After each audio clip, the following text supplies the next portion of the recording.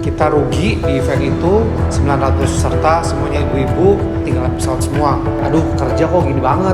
Jadi kalau kalian mau coba bisnis, dikit-dikit ngedown, kalian mending mau bisnis. Jadi budak karyawan aja. Salah satu cerita paling berkesan, kejadiannya di awal Januari 2019. Ini adalah salah satu klien Milestone Grufy, project besar perusahaan Jepang, jadi sangat strict. Eventnya berjalan dengan baik, justru kejadiannya bermula setelah event selesai.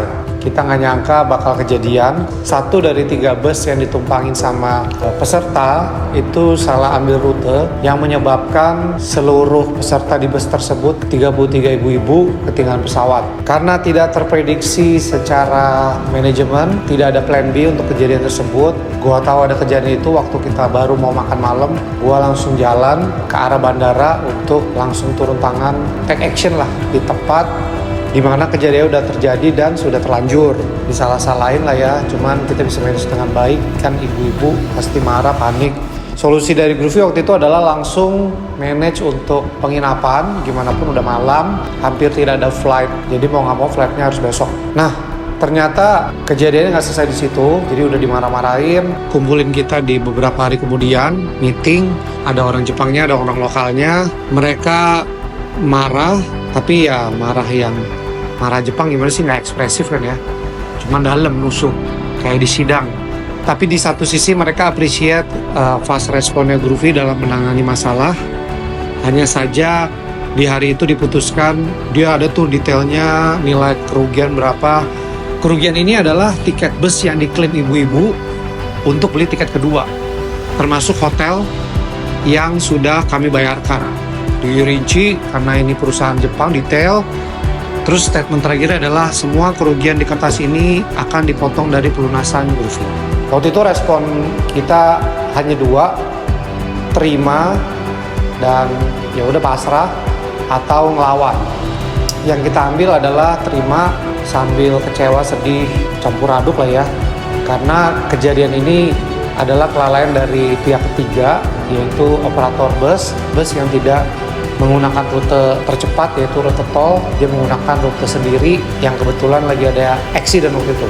Gue sempat expect perusahaan Jepang ini akan mengerti, bertoleransi, tapi ternyata zero tolerance. Ya, kita mengalami kerugian yang cukup besar, tapi pelajaran yang bisa diambil adalah bagaimana kita ngerespon. Ya, kita minta maaf, kita terima, nothing to hope. Biasanya kalau udah kayak gini ada cacat, tidak dipakai lagi. Tapi ternyata keputusan itu berjalan dengan baik. Kita dipercaya di event di Juli di tahun yang sama. Mereka juga berbesar hati untuk ngasih kita kesempatan kedua, dan akhirnya jadi kesempatan sampai belasan kali event. Dan ternyata sampai hari ini menjadi klien paling loyal Grufy. Jadi masih berjalan event sampai 6 tahun berikutnya. Pelajaran yang bisa diambil adalah dari satu keputusan kecil, ternyata keputusan itu bisa menjadi nilai tambah buat perusahaan ini untuk melihat bagaimana value Grufy, dan akhirnya dipercaya bahkan berlipat-lipat dari kerugian sebelumnya. Mungkin efeknya adalah ini jadi salah satu case paling penting Grufy dalam bagaimana perusahaan jasa melayani pelanggannya. Dimanapun pelanggan selalu benar, apalagi kalau yang salah kita, siapapun itu, internal atau vendor, itu adalah kesalahan dari Grufy.